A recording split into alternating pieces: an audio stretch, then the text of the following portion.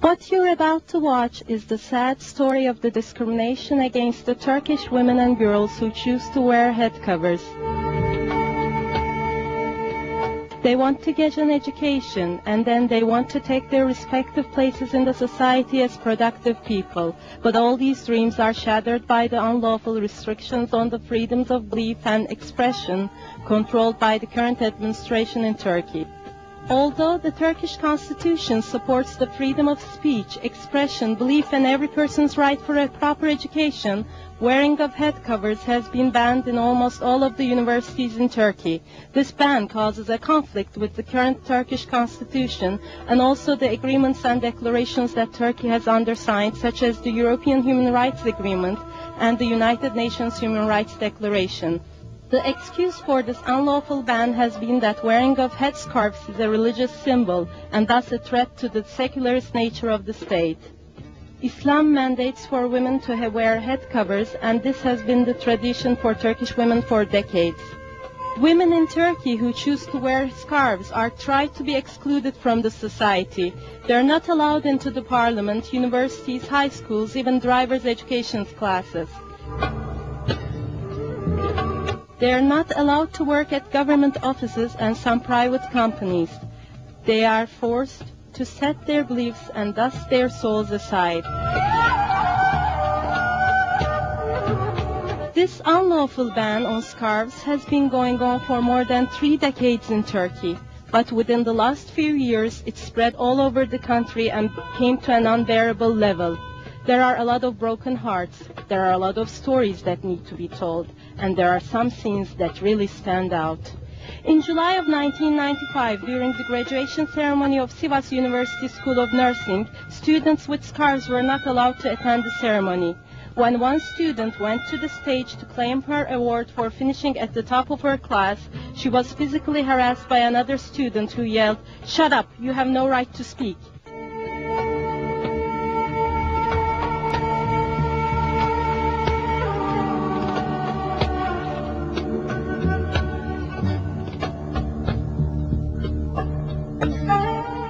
Her nurse's hat was also removed. The president of the university also supported this ugly attack, saying that he would never let these students take their oaths as nurses. In July of 1998, a second-year medical documentation student at Istanbul Cerrahpaşa University entered her class to take an exam. But instead of giving her a test form, the instructor had her removed out of the classroom by police officers. The young woman was forcefully taken to the police station. She was tried for the accusation of hindering the education at her university. After a trial that lasted for more than 2 years, she was found guilty and was sentenced to 6 months in jail. On October 11, 1998, millions of people from all over Turkey protested the ban against head covers at the hand-in-hand human chain for freedom of thought and belief. Millions of people stood holding hands to form a chain that would overcome all barriers. After this protest, a great number of people were arrested, and some are still being tried for violating Article 312 of the Turkish Penal Code for inciting hatred. In April 1999, at Malatya İnönü University, a 39-year-old mother and her 3 daughters joined the protest against the scarf ban at their university. After the protest, they were arrested and are still being tried with the alleged accusation of trying to destroy the democratic Turkish Republic, facing death penalty if found guilty. On May 2, 1999, Merve Safa Kavakçı, a parliamentarian-elect, went to the Turkish parliament in order to take the oath of office at the inauguration ceremony. The people of Istanbul had elected her to represent their will, their future, their hopes and their dreams. When she entered the main hall of the parliament with the joy and excitement of the big projects she had in mind to serve her country, she was faced with an ugly protest of the parliamentarians from the Democratic Leftist Party. These parliamentarians stood up chanting, get out," for minutes.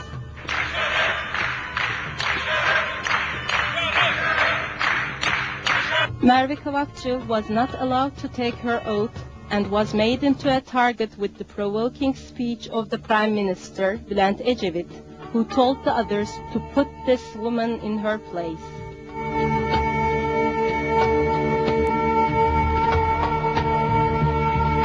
For Merve Kavakçı and all her supporters, the lesson was very hard. After the Prime Minister's speech, the mass media went to work immediately and the horrible political lynching campaign began. There was no law or dress code that banned a female parliamentarian from wearing a scarf, but that was not an issue. Merve Kavakçı was first stripped of her Turkish citizenship, then she and her family members and her relatives were continuously harassed by the mass media. Unfortunately, her 2 young children had their share of the political lynching campaign too. A couple of days after the incident at the parliament, when she took her 2 daughters to school, they were booed and harassed by their schoolmates. The schoolmates had been provoked by a news reporter who promised them they would be on TV. What was done to Merve Kavakçı was illegal and immoral. She was stripped of all her rights as a parliamentarian except for her parliamentarian immunity. Her salary was suspended and she was not given an office or private housing like all the other parliamentarians.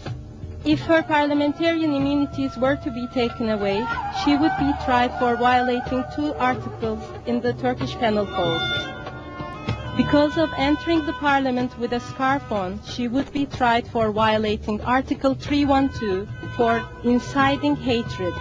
And because of attending a Muslim conference in the United States in 1996, she would be tried for violating Article 169 for aiding and abetting terrorists. The most recent scarf ban incident is currently taking place at Marmara University School of Theology in Istanbul. Students who are attending this school are planning to get degrees on various Islamic fields. However, since January 2001, more than 1,000 female students are being kept from entering the school because they wear head covers. These are all Turkish women who had dreams. They had dreams like all of you have, but their dreams were shattered, and their cases were made into live examples for those who would still dare to have dreams.